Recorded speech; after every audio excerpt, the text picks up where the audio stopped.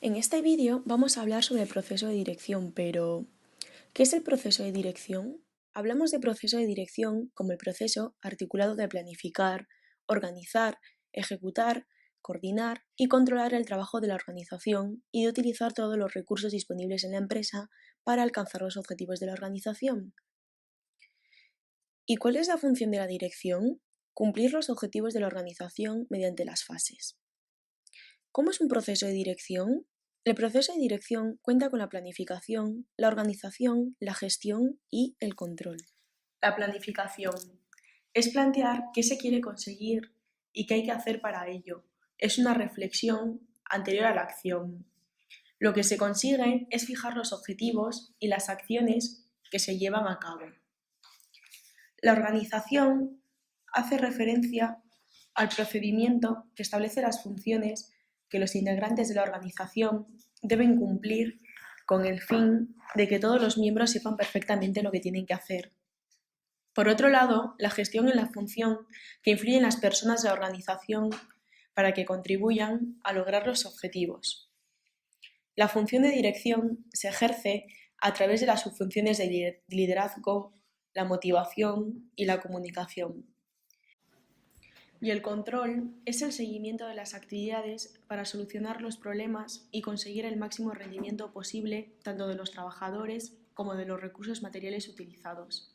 Estas fases están enlazadas entre sí. ¿Cuáles son los niveles de actuación? Hay tres categorías: la alta dirección, la dirección media y la supervisión directa. La alta dirección. En este nivel hay decisiones estratégicas, las que afectan de forma global y que son muy importantes para la organización.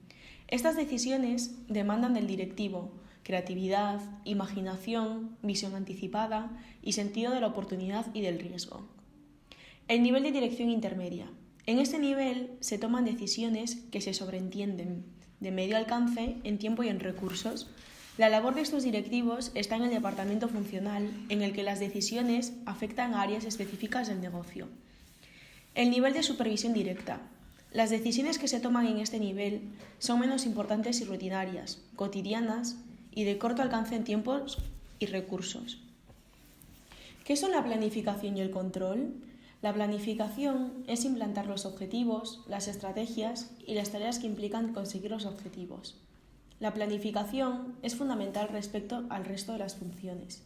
En este proceso se valora el marco competitivo al que se enfrenta la empresa. Para eso se analiza la situación de la empresa tanto en su pasado como en su futuro. El control es el procedimiento por el que se examinan las decisiones que se toman en la empresa.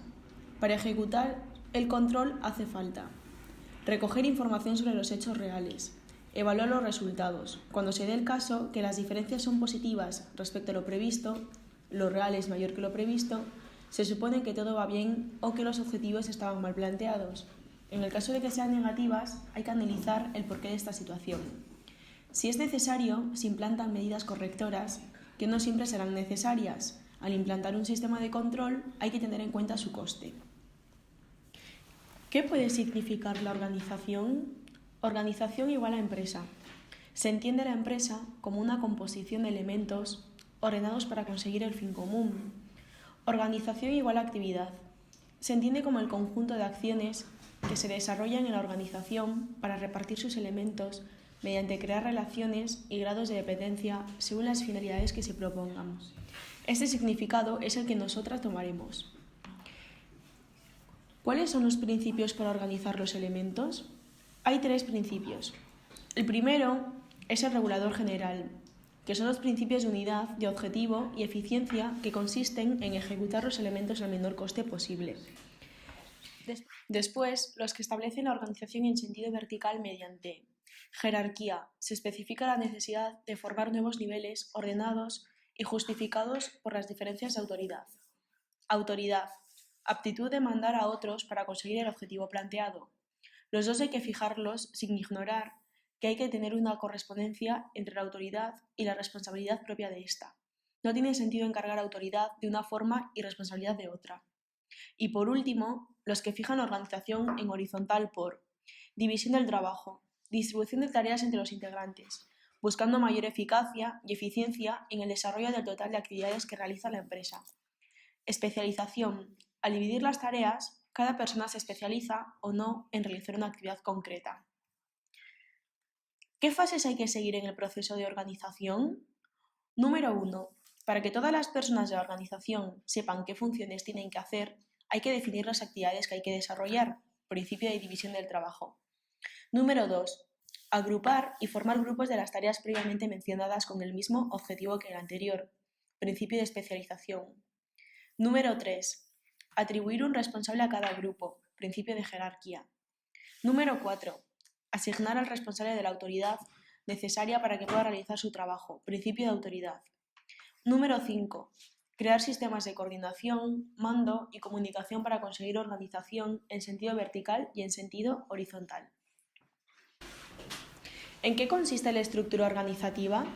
Es un esquema formal de relaciones, comunicaciones, procedimientos y sistemas dentro de unos recursos para conseguir una serie de objetivos. Una empresa estará organizada cuando cada persona sea consciente de lo que tiene que hacer, así que se le considerará organizada cuando todas las partes de la empresa encajen en las funciones del sistema para conseguir los objetivos. Normalmente, las empresas estructuradas cuentan con estructuras sencillas, en las que se definen los puestos de trabajo, se describen y se determina la relación entre todos ellos mediante organigramas. En estas estructuras se da la departamentalización, pero ¿qué es? Consiste en dividir el trabajo en grupos de personas denominadas departamentos.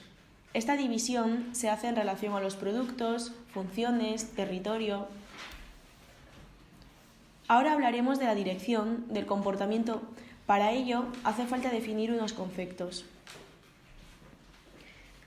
¿Qué es dirigir? Dirigir significa hacer que los demás hagan lo que está planificado. ¿Cuál es la función de la dirección?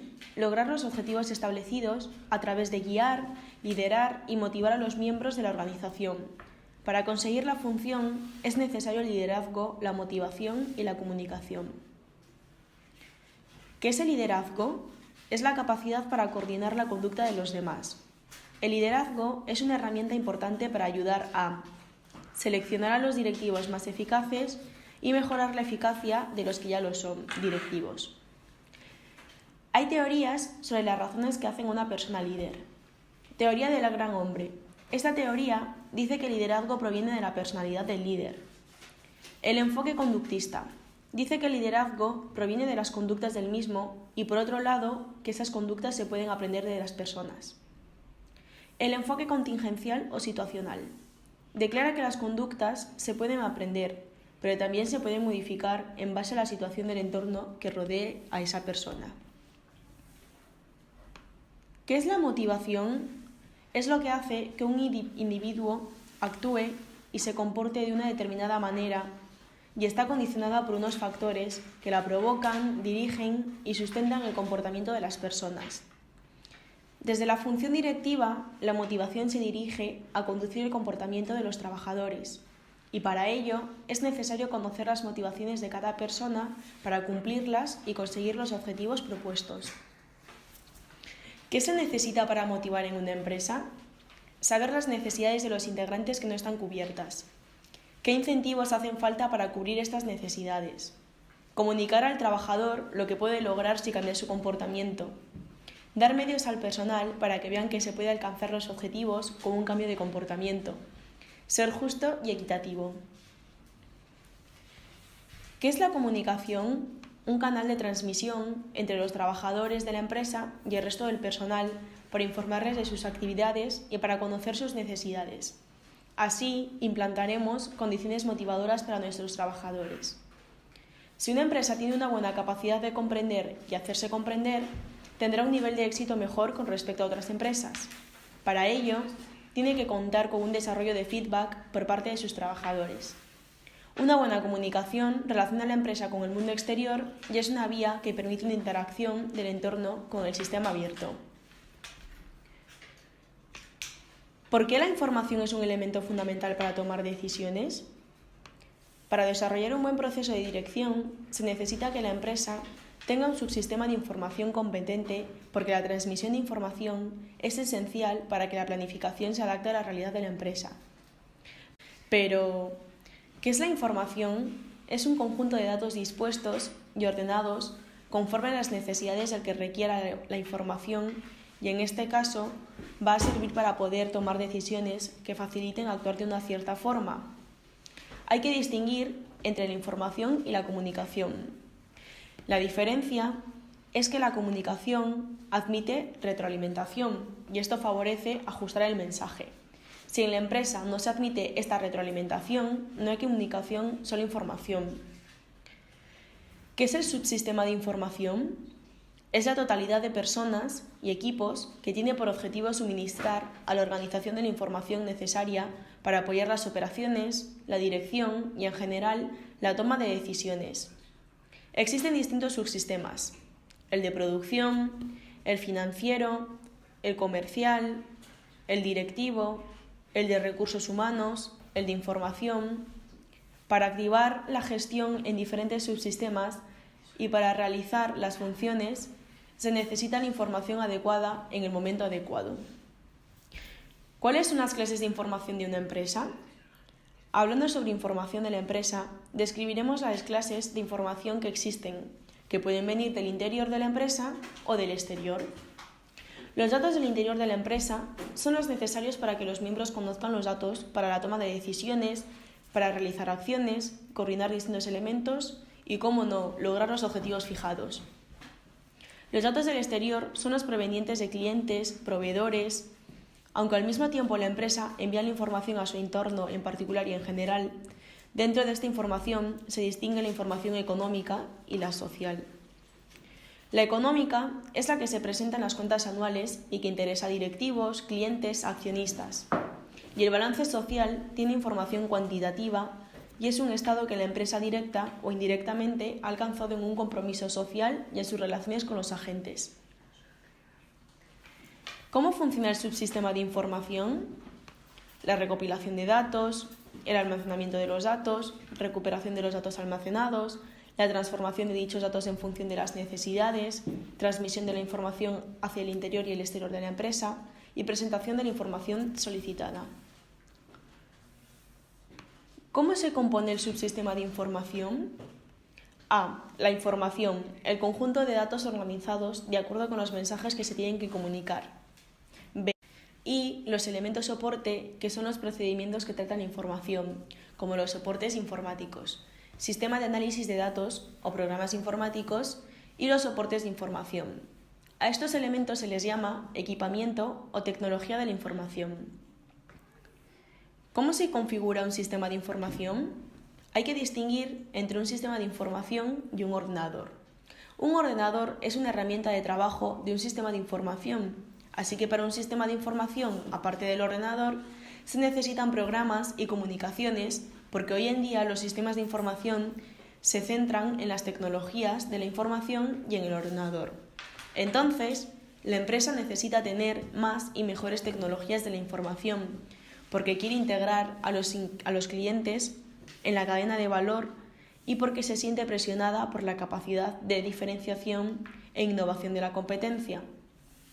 Esta exigencia supone que la empresa integre los sistemas de información en el negocio y los incorpore a todos los niveles de la pirámide de decisiones.